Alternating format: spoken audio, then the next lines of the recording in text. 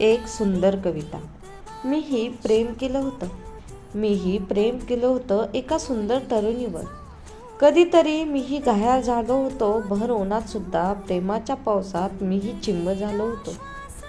स्वप्नामध्ये माझ्या कायमच ती यायची.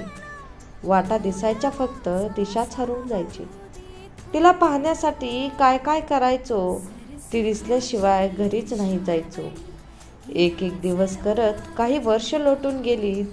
जबाबदारीची ओझी आता माझ्यासुद्धा खांद्यावर आलीत.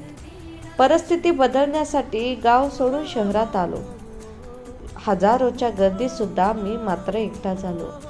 कधीतरी न राहून तिची आठवण यायची. स्वतःला समजायचो आपल्याला परिस्थिती बदलायची. कामाच्या ओघात दिवस निघून जायचा. झोपताना मात्र डोळ्यासमोर गाव उभं राहायचं. वाटलंच कधी वाईट तर एकटा थोडं बसायचो.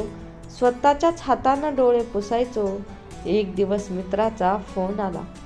भावा, तिचं लग्न ठरलं. क्षणभर थांबलो आणि डोळ्यात पाणी दाटलं. ओशाळलेलं मन थोडं बिथरून गेलं. वाटलं आता संपलंच सारं. काही कळेनासं झालं. मन आता कुठे वळेनासं झालं.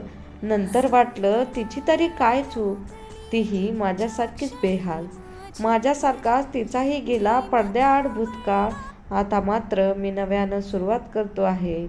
भूतकाळ विसरून सारा भविष्यासाठी जगतो आहे. आठवणीच्या साऱ्या रात्री सारून बाजूला उज्ज्वल भविष्याची नवी पहाट शोधतो आहे. धन्यवाद. कविता कशी वाटते हे नक्की कमेंट